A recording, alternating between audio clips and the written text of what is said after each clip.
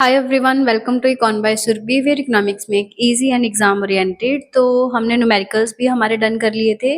तो आज हम स्टार्ट करने वाले हैं हमारे चैप्टर नंबर 5 से, जो रहने वाला है थ्योरी ऑफ डिमांड। जो थ्योरी वाले चैप्टर्स हैं हम ऑलरेडी फर्स्ट सेकंड थर्ड तो कर चुके थे, तो मैंने सोचा कि आज क्यों ना नया चैप्टर स्टार्ट करा जाए। तो मैं ट्राई करूंगी जितना भी मैं डिटेल यहाँ पे एक्सप्लेन कर पाई, क्योंकि सारों की डिटेल्ड एक्सप्लेनेशन यहाँ पे पॉसिबल नहीं है।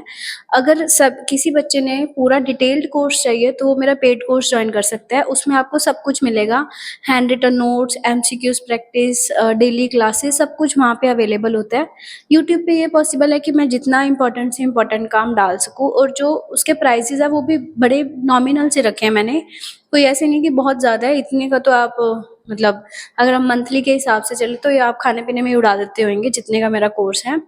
तो चलिए हम थ्योरी ऑफ डिमांड से स्टार्ट करते हैं, ठीक है। तो देखो, सबसे पहले है हमारा चैप्टर का नाम है थ्योरी ऑफ डिमांड, ठीक है। अब तीन चीज़ें होती हैं, ठीक है।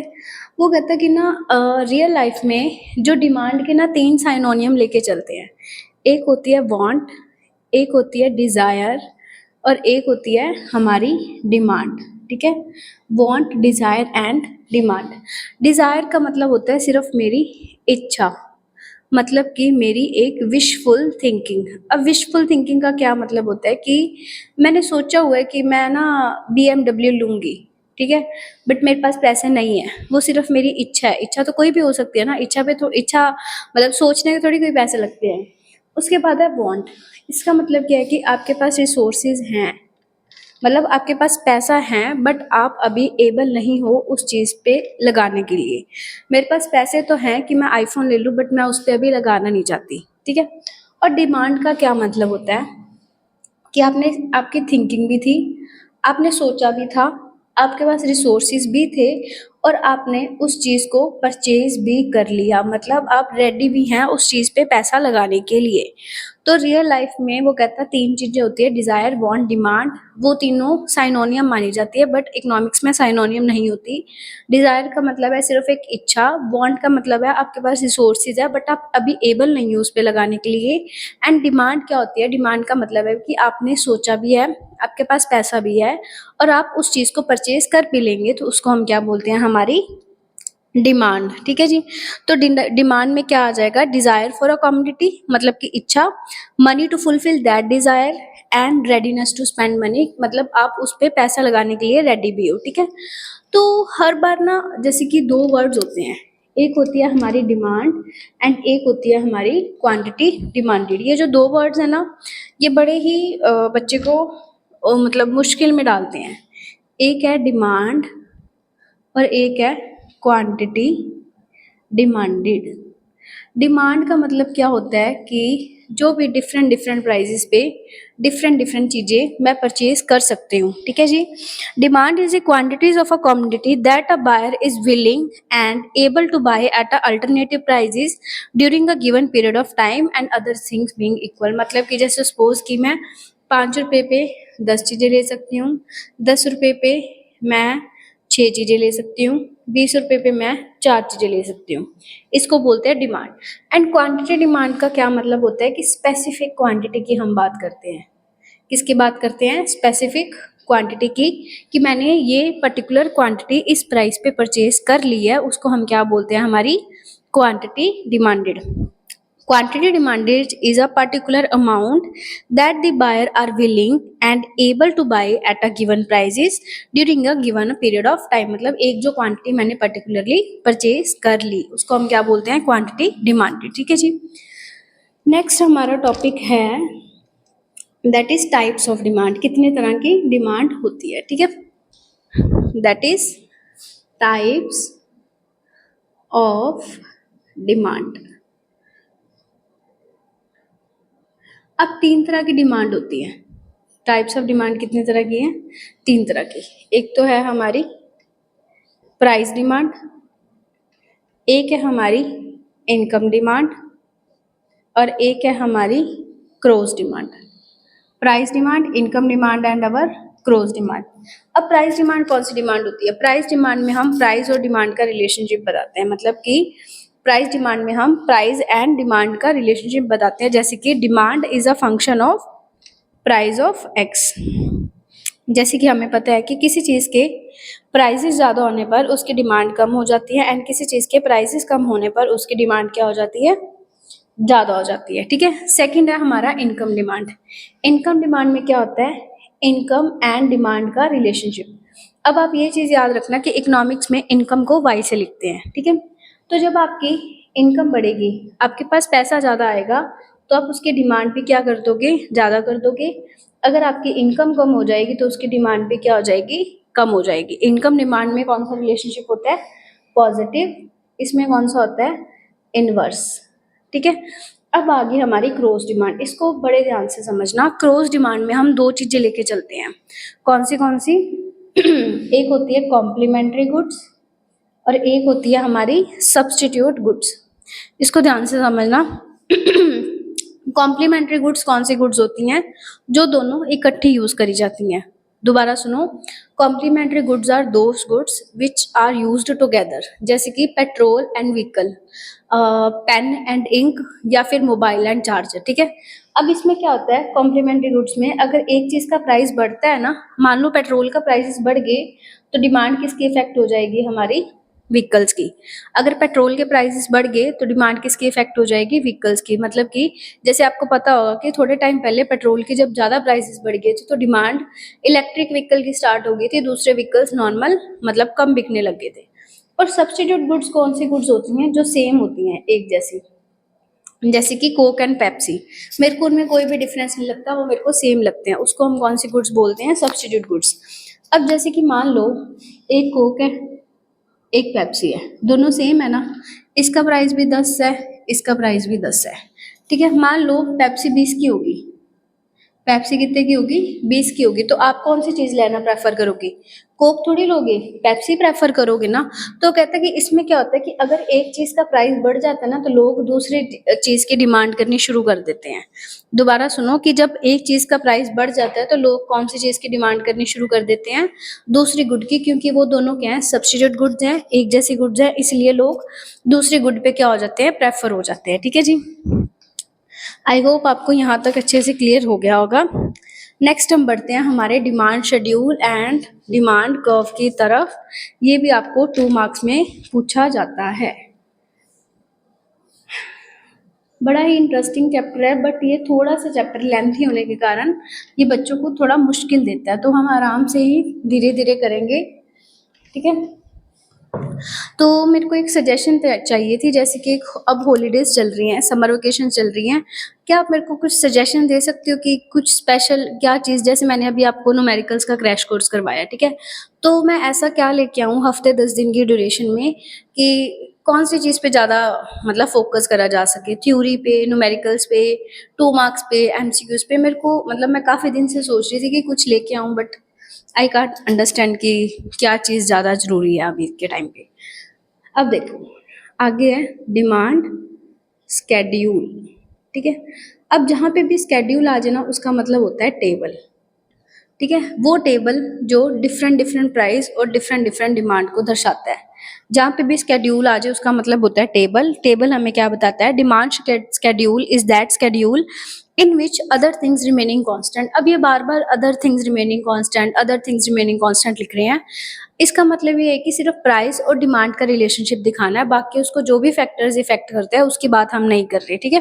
Other things being remaining constant express the relationship between the different quantities of the commodity and the demand at different prices.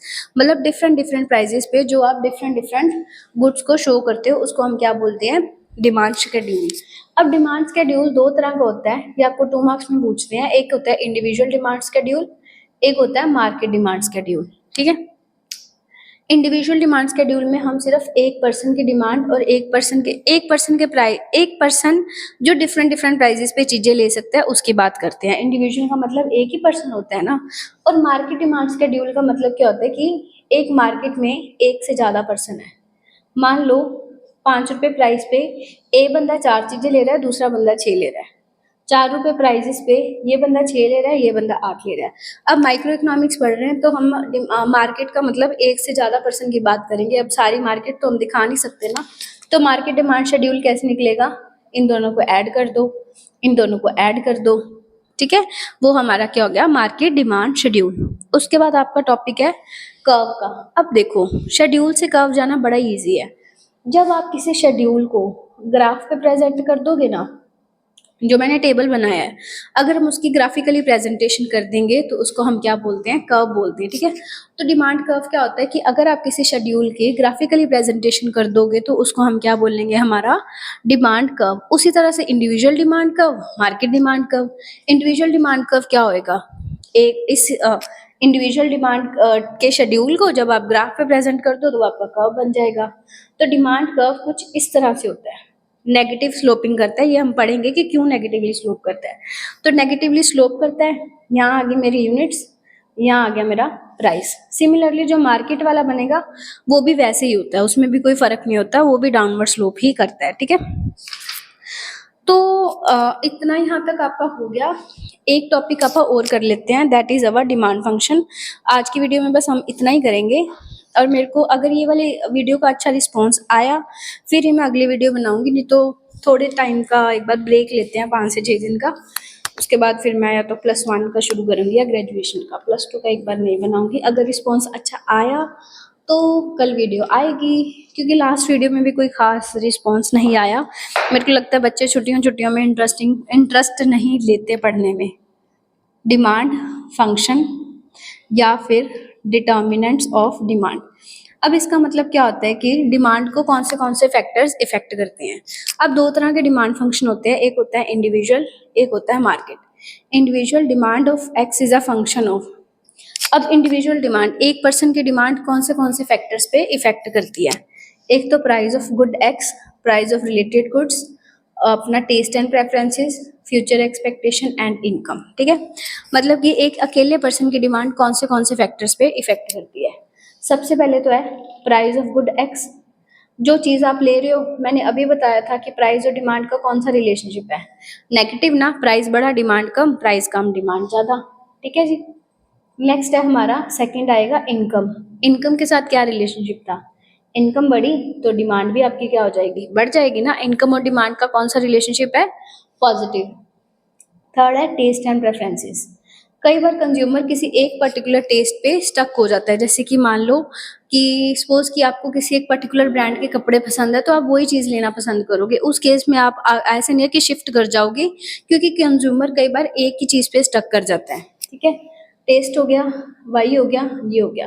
PR का मतलब है प्राइस ऑफ रिलेटेड गुड्स। मैंने अभी आपको बताया ना, 2 तरह के गुड्स है, एक है कॉम्प्लीमेंट्री, एक है सब्सटीट्यूट। अब कॉम्प्लीमेंट्री गुड्स कौन सी गुड्स थी? जो दोनों इकट्ठी यूज होती हैं। जैसे पेट्रोल व्हीकल, अगर पेट्रोल के प्राइसेस बढ़ गए तो व्हीकल की डिमांड क्या होगी? कम होगी। और सब्सटीट्यूट गुड्स कौन सी गुड्स हैं? जो दोनों सेम होती है। T, coffee, Coke, Pepsi. Coke के प्राइसेस बढ़ गए तो लोगों ने डिमांड किस पे शिफ्ट कर दी? अपनी पेप्सी के ऊपर। और एफ का मतलब होता है फ्यूचर एक्सपेक्टेशन। मतलब कि आपको फ्यूचर में लग रहा है, जैसे मेरे को लग रहा है कि फ्यूचर में गोल्ड के प्राइसेस बढ़ेंगे तो आप अभी परचेज करके रख लो, उसको बोलते हैं फ्यूचर एक्सपेक्टेशन। अगर आपको लगता है कि बढ़ेंगे तो अभी परचेज कर लो, अगर आपको लगता है कि कम होंगे तो फ्यूचर में कर लेना, ठीक है। और नेक्स्ट है हमारा मार्केट डिमांड फंक्शन।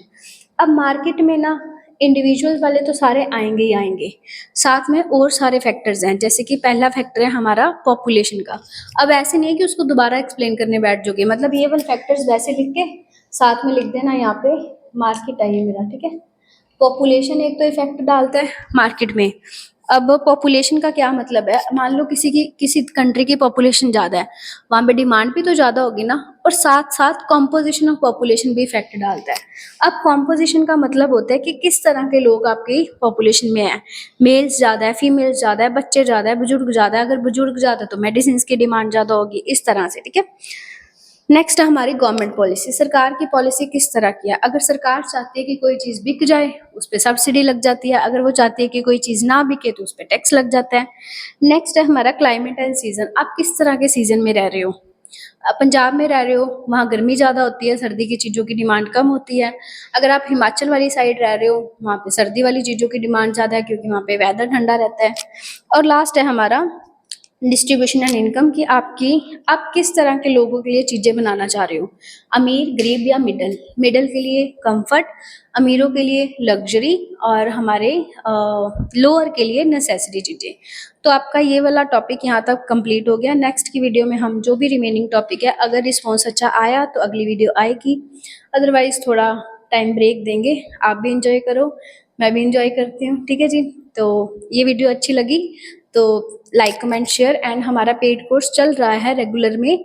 अगर आप बच्चे वो इंटरेस्टेड हैं, मेरे साथ जुड़े रहना चाहते हैं, तो आप पेड कोर्स ज्वाइन कर सकते हैं। मेरी गारंटी है कि आपको ऐसा रिग्रेट कभी भी नहीं होगा कि हमने पेड कोर्स है ऐसे पैसे भर लिए। एक तो नॉमिनल प्राइस है, ऊपर से आपको ऐसा ही लगेगा कि हम जैसे 1-to-1 वाली ही फील आएगी कि आपको लगेगा इनके हम ऑनलाइन पढ़ रहे हैं, ठीक है जी। तो मिलते हैं नेक्स्ट वीडियो में, तब तक के लिए keep learning, keep sharing, like share and comment. अगर आपको डाउट आए तो आप यहाँ भी पूछ सकते हो।